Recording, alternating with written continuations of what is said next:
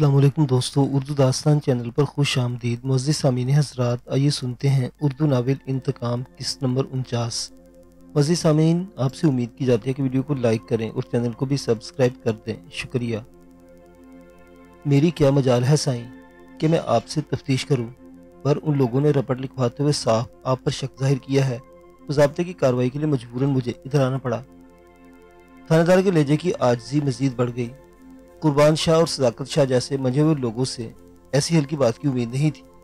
कोई उनसे पूछे बाबा कि मैं कोई सरकार कैंप चलाता हूँ या दुबई में शेखों के साथ ऊँटों की रेस लगाता हूँ जो मुझे बच्चे अगवा करने की ज़रूरत पड़े। लतीफ़ सोमरू का लहजा इस्तेज़ाइया था। आप बड़े लोग हैं साईं, आपके आपस में क्या इख्तलाफात हैं और उन्होंने क्यों आप पर शक जाहिर किया है, ये तो आप ही समझ सकते हैं। मैं तो बस अपनी नौकरी निभाने के लिए यहाँ आया हूँ। थानेदार ने बाकायदा इसके आगे हाथ जोड़ दिए। ठीक है, तुम करो अपनी नौकरी, मुझे इस पर भला क्या एतराज़ हो सकता है। अगर सर्च वारंट साथ लाए हो तो तलाशी भी ले डालो कि पूरा इत्मीनान हो जाए। लतीफ़ सोमरू इस हद तक ताउन की थानेदार को कभी उम्मीद नहीं थी, इसलिए हैरत से इसका मुंह खुल गया। फिर खुद को संभाल कर इनकिसारी से बोला, मेरी इतनी औकात कहाँ है साईं के मैं आपकी हवेली की तलाशी लेने का सोचूं। मैं आपके ताउन की खबर ऊपर पहुँचा देता हूँ, फिर वहाँ से जो फैसला हो मैं इस पर अमल करने का पाबंद हूँगा। जैसे तुम्हारी मर्जी। मैं अब कुछ देर आराम करूंगा, तुम यहाँ बैठकर आराम से खाओ पियो, जिससे चाहे बात करो, मेरी तरफ से कोई रुकावट नहीं डाली जाएगी। लतीफ़ सोमरू ने दोस्ताना लहजे में कहा और वहां से उठकर चला गया। थानेदार ने इसके जाने के बाद एक नज़र ट्रॉली पर डाली, वो भी खासी भरी हुई थी। आपको ये कबाब दूं थानेदार जी? बकरे के गोश्त के हैं। इसकी नज़रों का जाविया देखकर खिदमत पर कमर बस्ता मुलाजमा ने झट पेशकश की, रहने दे छोकरी, और बस 2 घूंट चाय पिला दे। थानेदार ने दिल पर जबर करके इनकार कर दिया। बात इस नुक्ते पर आ गई थी कि सदाकत शाह को रिपोर्ट देनी जरूरी थी और वो इस काम में कोताही करके खुद को मुसीबत में नहीं डाल सकता था। चुनांचे तेजी से फारिग होकर वहां से भागा। इसे पहले ही अंदाजा हो गया कि हम इस पर शक करेंगे, इसलिए इसने बच्चे को यहाँ रखा ही नहीं होगा, वो सीधा कहीं और भेज दिया होगा।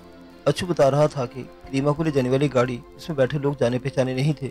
यकीनन इसने बाहर के बंदों से काम लिया है। थानेदार की जुबानी सारी बात सुनकर सदाकत शाह ने तबसरा किया तो कुर्बान शाह का रंग मजीद जर्द पड़ गया। इकलौते बेटे को खोकर जीने का एक सहारा मिला था, वो भी इनसे छीन लिया गया था। वो खुद को संभाले भी तो कैसे। मेरे लिए क्या हुक्म है शाह साईं? थानेदार ने यहाँ भी आजी का दामन हाथ से न छोड़ा। तुम जाओ, तुम्हारे बस का मामला नहीं। सदाकत शाह ने बेजारी से जवाब दिया। ख्याल रखेगा साईं, इलाके में खून खराबा हुआ तो सबसे पहले मेरी ही पेटी उतरेगी। थानेदार की आंखें खुली हुई थी। वो देखता हुआ आया था कि शाह खानदान के करिंदे और कमी सख्त गज़ो ग़ज़ब में थे। उन्होंने अपने हथियार अपने हाथों में थाम रखे थे और सख्त ऐश के आलम में ऐलान करते फिर रहे थे कि अपने मालिकों के दिल पर हाथ डालने वालों को भून कर रख देंगे। तो बस एक इशारे के मुंतजिर थे और थानेदार इस इशारे को रोकने के लिए ही पेशबंदी कर रहा था। तेरी बेटी तो क्या खाल भी उतर जाए तो हमें परवाह नहीं, हमें हमारा बच्चा वापस चाहिए और इसके लिए हम हर हद तक जा सकते हैं। सदाकत शाह के लहजे में शोले भड़क रहे थे। थानेदार इनकी ये कैफियत देखकर सहम गया, लेकिन कुछ कहने की ताब नहीं थी। चुनांचे सलाम करके खामोशी से रुखसत हो गया। ये आलम शाह भी पता नहीं कहाँ है जो इससे राब्ता नहीं हो रहा। इस मुश्किल वक्त में इसे यहाँ होना चाहिए था। इसके होने से औरतों को भी थोड़ी सी ढास मिल जाती। चलचल तो वैसे भी इस पर ज्यादा भरोसा करती है। सदाकत शाह जो थानेदार के रुखसत होने के बाद एक बार फिर आलम शाह का नंबर मिला बैठे थे, पावर्ड ऑफ का संदेश सुनकर झुंझुलाए हुए लहजे में बोले और फिर मुहूम सी उम्मीद के सहारे कोठी का लैंडलाइन नंबर डायल किया। हाँ भाई, आलम वापस आया नहीं? दूसरी तरफ से सज्जल की आवाज़ सुनकर उन्होंने बारूब लहजे में पूछा। नहीं साईं, अभी तक छोटे शाहजी की कोई खबर नहीं है। इन्हें लगा कि जवाब देते हुए सज्जल का लहजा सहमा हुआ और परेशान है। वो चौंक से गए। क्या बात है सज्जल, कहीं कोई गड़बड़ तो नहीं? सच बता, तुझे कुछ खबर है कि आलम शाह और सरमत कहाँ गए हैं? उन्होंने अपने उस मखसूस रोबदार लहजे में पूछा जिसका वो बहुत कम इस्तेमाल करते थे, लेकिन जिसके आगे फिर कोई पिता नहीं मार सकता था। सज्जल भी गड़बड़ा गया और बाकायदा रोने लगा। यहाँ बड़ी परेशानी है साईं। मैं कल रात से छोटे शाहजी और सरमद की तलाश में अपने आदमियों के साथ पागलों की तरह पूरे शहर में फिर रहा हूँ, लेकिन कुछ पता नहीं चल रहा कि वो दोनों कहाँ हैं। वो जिस गाड़ी में थे वो गाड़ी पुलिस को मिलने की खबर के अलावा इनके बारे में एक भी इत्तला नहीं। सज्जल की दी इत्तला ने इन्हें सुन करके रख दिया, लेकिन फिर हौसला करके बोले, मुझे सारी बात तफसील से बताओ सज्जल। आलम शाह वहाँ क्या करता फिर रहा है और रात क्या हुआ था? मुझे एक एक बात की तफसील चाहिए। एक तो इनके लहजे का रोब, दूसरे आलम शाह के गायब हो जाने की परेशानी। सज्जल में हिम्मत नहीं रही कि उनसे झूठ बोल पाता। اس نے چاچڑ پر حملے، اس کی ہلاکت، پولیس کی آمد اور فرار سے متعلق ہر بات بتا ڈالی۔ ساری تفصیل سننے کے بعد صداقت شاہ کی سمجھ میں نہیں آ رہا تھا کہ کس پر اپنے غصے کا اظہار کرے۔ اس بیٹے پر جو ان کی طرف سے صبر کی تلقین کے باوجود انتقامی کارروائیوں میں مصروف تھا، یا اس ملازم پر جو مالک سے وفاداری نبھاتا اس وقت اس کے لیے پریشان پھر رہا تھا۔ پھر غصہ کرنے سے حاصل بھی کیا تھا؟ وہ جس صورتحال سے دو چار تھے وہ غصے کی حد سے بھی آگے کی کوئی چیز تھی۔ دو طرف سے ان کے کلیجے پر ہاتھ پڑا تھا اور خاصی حد تک دشمن کو پہچاننے کے باوجود وہ یہ طے کر نہیں پا رہے تھے کہ انہیں اس کے خلاف کیا کارروائی کرنی چاہیے۔ وہ دو فور ویلر گاڑیاں تھیں جو ایک دوسرے کے پیچھے بھاگتی چلی جا رہی تھی۔ آگے والی گاڑی کی پچھلی نشست پر دو نوجوان تھے، دونوں کی آنکھوں میں تجسس اور تھوڑا تھوڑا جوش نظر آ رہا تھا۔ وہ پراشتیاق نظروں سے اپنے دائیں بائیں گزرتے خشک و اجاڑ پہاڑوں کو دیکھ رہے تھے۔ ان پہاڑوں کے علاوہ وہ حد نظر پھیلے ریت کے میدان میں بھی ان کی توجہ کا مرکز تھے۔ دھوپ میں ریت یوں چمکتی تھی جیسے سونے کے ذرات ہوں۔ اس نظارے کے ساتھ ساتھ ریت اور ہوا کے یکجا ہو جانے سے نکلنے والی سیٹوں جیسی آواز بھی ان کے لیے انوکھا تجربہ تھی۔ یہ دونوں کا صحرا میں پہلا سفر کا تجربہ تھا، اس لیے سب کچھ زیادہ اور انوکھا محسوس ہو رہا تھا۔ اوہ مائی گاڈ، وہ دیکھو دریا! بائیں طرف والا یکدم پکارا تو دوسرے نے بھی گردن موڑ کو سمجھ دیکھا اور شائستہ رہ گیا۔ اس طرف واقعی ایک بہتے دریا کی لہریں صاف نظر آ رہی تھی۔ دریا؟ صحرا میں دریا؟ یہ کیسے ممکن ہے؟ یہ دریا نہیں، سراب ہے جناب۔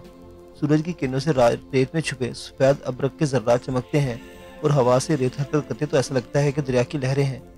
اگلی نشست پر ڈرائیور کے ساتھ براجمان شخص نے ان کی حیرت دیکھی تو ہنس کر وضاحت دی، ایک نظر دیکھنے میں تو بالکل اصلی دریا لگ رہا ہے۔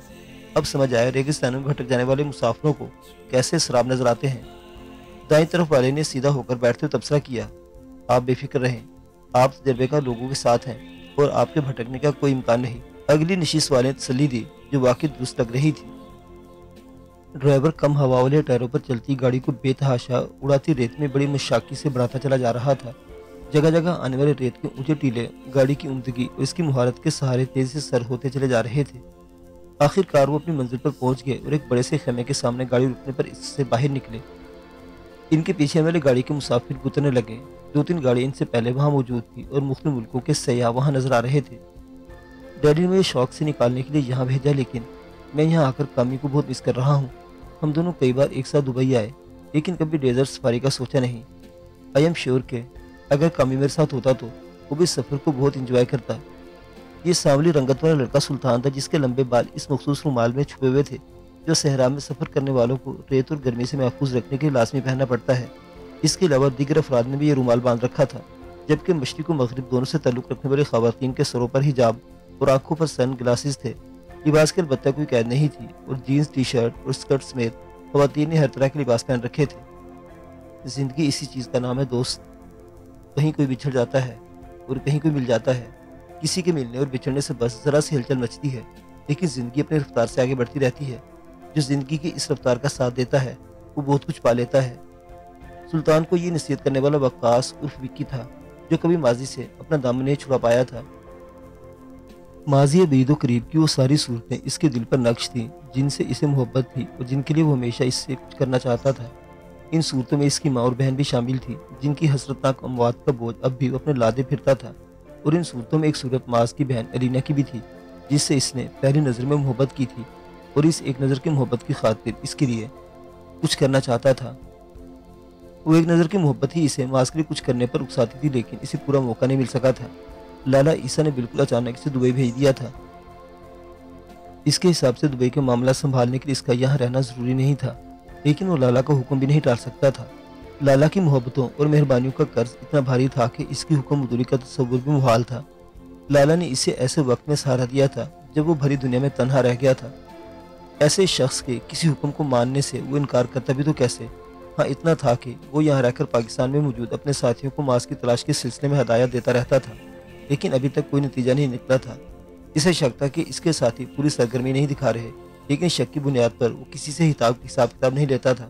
اصل میں اسے صرف معمر پر بھروسہ تھا اور وہ زخمی ہو کر بستر پر پڑا ہوا تھا۔ ان حالات میں اس کے پاس کرنے کے لیے یہی کام رہ گیا تھا کہ لالا عیسیٰ کے احکامات کی تعمیل کرے، اور اسی فرض کو نبھاتے ہوئے آج کل پاکستان سے آنے والے عرفان اللہ کے بیٹے سلطان کی میزبانی انجام دے رہا تھا۔ بات تو تمہاری ٹھیک ہے، مرنے والوں کے ساتھ کوئی نہیں مر سکتا، بس کامی سے بچپن کی دوستی تھی اور ہمیشہ ساتھ رہتی، اس لیے اسے مس کرتا ہوں۔ تھوڑے عرصے بعد نارمل ہو جاؤں گا۔ سلطان اس کی تائید کی اور ایک کرسی پر بیٹھ کر ان دو جرمن خواتین کو دیکھنے لگا جو ایک سجے سجائے اونٹ پر بیٹھنے کی کوشش کر رہی تھی، اور اس کوشش میں ان کے مختصر لباس بھی ترتیب ہو رہے تھے۔ چاہو تو تم بھی اونٹ کی سواری کا لطف لے سکتے ہو۔ وکی نے اس کی توجہ کا مرکز دے کر اسے چھیڑا۔ نہیں یار، ابھی تو تھکن ہو رہی ہے، تھوڑا سا ریلیکس کرتے ہیں۔ وہ مزید پھیل کر بیٹھ گیا اور کولڈ ڈرنک اور قہوے کے ساتھ پیش کی جانے والی کھجوروں اور عربی مٹھائیوں سے لطف اندوز ہونے لگا۔ وکی نے بھی قہوے کی ایک پیالی اٹھا لی اور دوسروں کو لطف اندوز ہوتے دیکھنے لگا۔ تھوڑی دیر آرام کرنے کے بعد وہ دونوں بھی میدان میں اتر آئے۔ اونٹوں کی سواری سے زیادہ انہیں ریت پر سکیٹنگ کرنے کا مشغلہ دلچسپ لگا، چنانچہ اس سے لطف اندوز ہونے لگے۔ دیر تک یہ شغل جاری رہا۔ پھر سیاحوں نے مل کر گانے اور رقص کرنے کا شغل شروع کر دیا۔ خیموں کے اندر و باہر مشعلیں روشن کر دی گئی۔ پھر ہر طرف کھانے کی خوشبو پھیل گئی۔ باربیکیو نے کھانے کا لطف دوبالا کر دیا۔ اس تفریحی ٹور کا نقطہ عروج اس وقت آیا جب ان دونوں سمیت تمام سیاحوں کو عربی لباس پہنا کر خیمے میں بچھے نرم و دبیز قالینوں پر گاؤ تکیوں کے سارے بٹھانے کا انتظام کرنے کے بعد ایک رقاصہ کو ان کے سامنے پیش کیا گیا۔ رقاصہ نے سیاہ رنگ کا مہین گھیردار لباس پہن رکھا تھا جس میں سے اس کا حسن چھلکا پڑ رہا تھا۔ سر پر رکھے دوپٹے سے جھانکتے اس کے سنہری بال سونے کے تاروں کی طرح چمک رہے تھے۔ اس نے چہرے کے نصف حصے پر باریک جری کا سیاہ نقاب لگا رکھا تھا۔ نقاب میں سے جھلکتے اس کے سرخ رسیلے ہونٹ حاضرین کے دلوں کو کھینچ رہے تھے۔ وہ صاف چھپتے بھی نہیں اور سامنے آتے بھی نہیں کی عملی تفسیر تھی۔ اس کی ہر جنبش دیکھنے والوں کے ہوش اڑا رہی تھی اور وہ ایک ایک ادا مرمٹنے کے جذبے کو مہمیز کر رہی تھی۔ اس نے ماتھے اور گلے میں سونے کے سکوں سے مشابہ زیور سجا رکھا تھا۔ یہ زیور اس کی ہر حرکت کے ساتھ جنبش کرتا تھا اور دیکھنے والوں کی دھڑکنیں رکنے لگتی تھی۔ کتنے ہی مرد و زن بے خود ہو کر اس کا ساتھ دینے کے اٹھ کھڑے ہوئے۔ اٹھنے والوں میں سلطان بھی شامل تھا اور اس بات پر نازا تھا کہ رقاصہ باقی افراد کے مقابلے میں اسے زیادہ التفات سے نواز رہی تھی۔ ابھی تک اپنے جگہ جمے بیٹھے وکی نے بھی یہ بات نوٹ کر لی تھی۔ اس پر تھوڑا سا حیران تھا کہ کئی غیر ملکی سمارٹ سیاحوں کی جھرمٹ میں رقاصہ سلطان جیسے عام شکل و صورت کے بندے پر کیوں اتنی مائل با کرم نظر آ رہی ہے۔ سلطان رقاصہ کی اس عنایت پر خوش تھا، لیکن اسے کچھ الجھن محسوس ہو رہی تھی۔ اس الجھن کو دور کرنے کے لیے وہ رقاصہ کی ایک ایک جنبش کو غور سے دیکھنے لگا۔ اس کی شکل و صورت اس کے لیے اجنبی تھی، لیکن شکل و صورت سے زیادہ حرکتوں و اداؤں پر غور کرتا وقاص اور وکی ایک عجیب سی شناسائی سے آگاہ ہوا۔ رقاصہ اس وقت بلے رقص کر رہی تھی۔ رقص کا یہ انداز بے شک جداگانہ تھا، لیکن کچھ چیزیں انسان کی فطرت کا حصہ ہوتی ہیں جن کی بسا اوقات اسے خود بھی خبر نہیں ہوتی۔ بیلے رقص کرتی رقاصہ کو بھی خبر نہیں تھی کہ اس وقت اپنے ہاتھوں کو بالکل اسی انداز میں حرکت دے رہی ہے جیسے ڈسکو ڈانس کرتے وقت دیتی تھی۔ یہ یکسانیت گرفت میں آتے ہی وکی بری طرح چونک گیا۔ اسے لگا کہ وہ کسی حد تک یہ سمجھنے میں کامیاب ہو چکا ہے کہ رقاصہ سلطان پر اتنی مہربان کیوں ہو رہی ہے۔ میں آپ لوگوں کو ایک بات بتانا چاہتا ہوں۔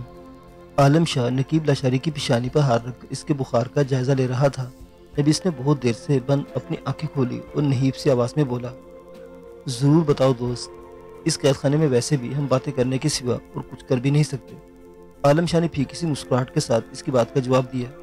بار بار آوازیں دینے کے باوجود کوئی ان کا حال دریافت کرنے نہیں آیا تھا اور ہر گزرتے پل کے ساتھ ان کا ذہنی تناؤ بڑھتا جا رہا تھا۔ نقیب لاشاری کی بگڑتی طبیعت اس تناؤ میں مزید اضافہ کر رہی تھی۔ ایک انسان ان کے سامنے شدید تکلیف اور اذیت میں مبتلا لمحہ بلمحہ موت سے قریب تر ہوتا جا رہا تھا اور وہ اس کے لیے کچھ کر نہیں پا رہے تھے۔ یہ احساس بہت اذیت ناک تھا۔ میں نہیں کر سکتا، لیکن آپ لوگ ابھی بہت کچھ کر سکتے ہیں۔ نقیب کی آواز کمزوری کی وجہ سے مزید دھیمی ہو گئی تھی یا وہ رازداری کے خیال سے آہستہ بول رہا تھا۔ عالم شاہ سمجھ نہیں سکا اور قدرے حرارت سے بولا، ہم بھلا کیا کر سکتے ہیں؟ ہم کوئی فلمی کردار تو ہے نہیں کہ مکے برسا کر یا لاتے مار کر قید خانے کی ان دیواروں یا دروازے کو توڑ ڈالیں یا پھر راستے میں آنے والے ہر فرد کو مار مور کر یہاں سے نکلنا ہے۔ نہ چاہتے ہوئے بھی اس کے لہجے میں طنز ذرا آیا۔ اس بات کا ثبوت تھا کہ وہ سخت اعصاب زدہ ہو رہا ہے۔ کھل کر ہاتھ پیر چلانے کا موقع ملتا، دشمن سے دو مقابلہ کرنا پڑتا تو اس کے لیے کوئی مسئلہ نہیں تھا، لیکن اس تاریک اور بدبودار تہہ خانے میں قید واقعی اس کے اعصاب کو متاثر کرنا شروع کر دیا تھا۔ فلمی ہیرو بنے بغیر بھی اب تھوڑی سی کوشش کر کے یہاں سے نکل سکتے ہیں۔ اس کی بات پر مسکرانے کی کوشش میں نقیب کے ہونٹ ذرا سا کھینچ کر رہ گئے، لیکن وہ اپنی بات پر قائم رہا۔ ہم تھوڑی سی کوشش کر کے نکل سکتے ہیں تو تم نے خود تھوڑی سی کوشش کیوں نہیں کی؟ عالم شاہ تھوڑا سا چڑچڑا ہوا تھا۔ میں تھوڑی نہیں، بہت ساری کوشش کر چکا ہوں، لیکن قسمت کی ستم ظریفی کہیے کہ جب کامیابی بہت قریب تھی تو قوت عمل چھین لی گئی۔ اس کی نیواں آنکھیں پٹیوں میں جکڑے اپنے زخمی ہاتھ پر جا ٹکیں۔ کیا مطلب؟ عالم شاہ چونکا اور قریبی بیٹھا ہوا سرمد میں توجہ ہوا۔ میں نے آپ کو بتایا تھا نا کہ میں بہت عرصے سے اس پروجیکٹ میں کام کر رہا ہوں، وہ بھی پلمبنگ سے متعلق، اس لیے مجھے یہاں کے متعلق کچھ خاص باتیں معلوم ہیں۔ میں جانتا ہوں کہ یہاں سیوریج کے لیے جو بڑی بڑی لائنیں ڈالی جاتی ہیں وہ کہاں کہاں سے گزری ہیں اور مجھے یہ بھی معلوم ہے کہ ان لائنوں میں سے ایک لائن ایسی بھی ہے جو بظاہر سیوریج کی لائن ہے، لیکن اس کا کسی ندی نالے وغیرہ سے کنیکشن نہیں کیا گیا، اور میرے اندازے کے مطابق یہ لوگ اسے سرنگ کے طور پر استعمال کرنے کا ارادہ رکھتے ہیں۔ کیوں اور کس مقصد کے لیے یہ مجھے نہیں معلوم۔ نقیب لاشاری اپنی نحیف آواز میں بولتا جا رہا تھا اور وہ دونوں حیرت سے اس کے کیے گئے انکشافات سن رہے تھے۔ بولتے بولتے وہ نڈھال ہو کر خاموش ہوا تو بے تابی سی ہونے لگی، لیکن اس بات کا احساس تھا کہ نقیب کی حالت نازک ہے اور اس حالت میں وہ جتنی بات کر رہا ہے وہ بھی معمولی بات نہیں تھی۔ سرمد نے اس کا نڈھال ہونا محسوس کیا تو پانی کی بوتل اٹھا کر اس کے منہ سے لگا دی۔ بوتل میں چند گھونٹی باقی پانی بچا تھا، اور وہ بھی اس صورت میں کہ ان دونوں نے ابھی تک پانی کا ایک گھونٹ ہی پیا تھا۔ ایک تو پانی گدلا، دوسرا یہ احساس کہ اس پانی کی ان سے زیادہ اس شخص کو ضرورت ہے جس کی حالت لمحہ بلمحہ ابتر ہوتی جا رہی ہے۔ پیاس محسوس ہونے کے باوجود انہیں پانی پینے سے روکے ہوا تھا۔ اس قید خانے میں وہ اس شخص کے لیے اس کے سوا کچھ کر بھی نہیں سکتے تھے کہ چند گھونٹ پانی کی قربانی دے دیں، چنانچہ وہ ایسا ہی کر رہے تھے۔ بس بمشکل ایک گھونٹ پانی حلق سے نیچے اترا کہ نقیب نے سرمد کو مزید پانی پلانے سے روک دیا۔ وہ دیکھ رہے تھے کہ جیسے وقت گزر رہا ہے نقیب کے لیے کھانا پینا دشوار ہوتا جا رہا ہے۔ انہوں نے ناشتے کے لیے ملنے والے تینوں رسک اس کے لیے رکھ چھوڑے تھے، لیکن ان میں سے ابھی 1.5 رسک باقی بچا ہوا تھا۔ تم کیا بتا رہے تھے؟ نقیب پانی پی کر کچھ دیر کے لیے ڈھال لیٹا رہا تو عالم شاہ کی بے تابی نے اسے سوال کرنے پر مجبور کر دیا۔ میں آپ کو یہ بتانا چاہ رہا تھا کہ باتھ روم کی دیوار اس سرنگ کے ساتھ ہی ہے۔ میں جب یہاں پھنسا تو میری جیبوں میں میرے کام کے 2-4 اوزار پڑے ہوئے تھے۔ کپڑوں سے محروم کیے جانے سے پہلے میں نے اندھیرے کا فائدہ اٹھا کر وہ اوزار یہیں چھپا دیے، اور بعد میں مسلسل دیوار میں نقب لگانے کی کوشش کرتا رہا۔ میں کافی کام کر چکا تھا اور امید تھی کہ 2-3 دن میں کامیاب ہو جاؤں گا، لیکن اس سے پہلے ہی ظالم کے ظلم کا شکار ہو گیا۔ اب تو میرا یہاں سے نکلنا مشکل ہے، لیکن آپ لوگ چاہیں تو تھوڑے سے حوصلے سے کام لے کر یہاں سے نکل سکتے ہیں۔ نقیب کا وہ انکشاف معمولی نہیں تھا۔ عالم شاہ اور سرمد بے اختیار اپنی جگہ سے اٹھ کھڑے ہوئے۔ بازل کے ساتھی کی عنایت کردہ ٹارچ ان کے پاس موجود تھی۔ وہ اس بدبودار باتھ روم تک پہنچتے اور ٹارچ کی روشنی میں اچھی طرح باتھ روم کا جائزہ لیا۔ پہلی بار عالم شاہ یہاں آیا تھا، اس نے باتھ روم کے ایک کونے میں پڑا مٹی کا چھوٹا سا ڈھیر ضرور دیکھا تھا، لیکن گندگی اور بدبو نے سے وہاں اتنی دیر ٹھہرنے کی نہیں دیا تھا کہ اچھی طرح جائزہ لے سکتا۔ اب دل پر جبر کر کے غور سے جائزہ لیا تو دیوار پر کھودے جانے کے نشانات بھی نظر آ گئے، اور مٹی کے ڈھیر کے ساتھ رکھی چھینی، پانا اور چھوٹا سا کٹر بھی دکھائی دینے لگا۔ یہ تو بڑا زبردست کام کر رکھا ہے نقیب نے، بس تھوڑی سی کوشش اور کرنا ہوگی تو یہ اینٹیں نکل آئیں گی۔ اس کے بعد صرف سیوریج لائن میں شگاف بنانے کا کام رہ جائے گا۔ سرمد جو اس سے آگے کھڑا جائزہ لے رہا تھا جوش سے بولا، ہاں یار، بڑا دل گردہ اس بندے کا جو اس نے اس جگہ یہ مشکل کام کر دکھایا۔ عالم شاہ اپنی ابکائی روکتے ہوئے بولا، آپ جائیں سائیں، یہ کام میں نمٹاتا ہوں۔ سرمد کی جانی ساری فوراً اٹھ کر آئی، اسے گوارا نہیں ہوا کہ نازوں کلا مالک اس گندی جگہ مزید کھڑا رہے۔ عالم شاہ کے لیے بھی ایک دشوار عمل تھا، اس لیے وہ خاموشی سے پلٹ گیا اور اندھیرے میں اندازے سے نقیب کے قریب جا بیٹھا۔ تم نے واقعی بڑا کام کیا دوست، افسوس کہ تم اپنا کام پایا تکمیل تک نہیں پہنچا سکے، لیکن فکر نہیں کرو، میرا ساتھی تمہارا ادھورا کام مکمل کر رہا ہے۔ جیسے یہ کام مکمل ہو جاتا ہے ہم تمہیں یہاں سے نکال کر لے جائیں گے، تمہارا کسی اچھے سے اسپتال میں علاج ہوگا اور تم اپنے بہن کو خود اس کے سر پر ہاتھ رکھ کر رخصت کرو گے۔ اندھیرے میں اسے نقیب کا چہرہ نظر نہیں آ رہا تھا، لیکن اپنے طور پر اس کے دل میں ایک آس اور امید جگانے کی کوشش کر رہا تھا۔ جواب میں نقیب کی طرف سے کوئی رد عمل ظاہر نہیں ہوا تو اس کا ماتھا ٹھنکا۔ کیا بات ہے دوست، کیا سو گئے؟ اس نے قدرے بے چینی سے سوال کیا اور تھوڑا سا اس پر جھکا۔ جواب اب بھی نہیں ملا، لیکن اس نے محسوس کیا کہ نقیب کی سانس ہموار نہیں۔ سرمد ٹارچ لے کر جلدی سے یہاں آؤ۔ وہ باتھ روم کی طرف جانے والے تنگ راستے پر کھڑا ہو کر سرمد کو پکارنے لگا، پھر دوبارہ نقیب کی طرف پلٹا، اس کے قریب بیٹھ کر اس کے سینے پر ہاتھ رکھا۔ اسی وقت اس کی پشت پر سے نقیب کے چہرے پر روشنی پڑی۔ سرمد اس کی پکار پر ٹارچ سمیت وہاں آ گیا تھا۔ کم طاقت والی ٹارچ کی روشنی میں بھی انہیں نقیب کے چہرے پر پھیلی زردی صاف نظر آ رہی تھی۔ اس کا منہ پورا کھلا ہوا تھا اور وہ بڑی جدوجہد سے کھینچ کر سانس لے رہا تھا۔ کسی کو بلاؤ سرمد، اگر سے فوری طبی امداد نہیں ملی تو یہ مر جائے گا۔ عالم شاہ پھٹی پھٹی آواز میں بولا تو سرمد بنا کسی ہیل و حجت کے دروازے کے چوکٹ سے منہ لگا کر آوازیں دینے لگا۔ آج کی تاریخ میں اس کی لگائی گئی ہر آواز صدا صحرا ثابت ہوئی، لیکن وہ ایک بار پھر اپنی سی کوشش کر رہا تھا۔ اس کوشش میں اس کے پیر سے خشک حلق میں خراشی پڑ گئی، لیکن نتیجہ وہی ڈھاک کے 3 بات کا تھا۔ مجبوراً سرمد عالم شاہ کے پاس واپس پلٹ گیا۔ وہ مضطرب سا کبھی نقیب کا سینہ مسل رہا تھا تو کبھی ہاتھ پاؤں، لیکن نقیب کی حالت ظاہر تھا کہ زندگی ہر لمحے اس سے دور ہوتی چلی جا رہی ہے۔ سرمد بھی عالم شاہ کی طرح اس کے قریب بیٹھ کر اس کی ڈوبتی سانسوں کو بحال کرنے کی اپنی سی کوشش کرتا رہا، ایسی کوشش جس کا انجام بالکل واضح تھا۔ آخر وہی ہوا جس کا اندیشہ تھا۔ نقیب نے اپنے حصے کی آخری سانس لی اور ساکت ہو گیا۔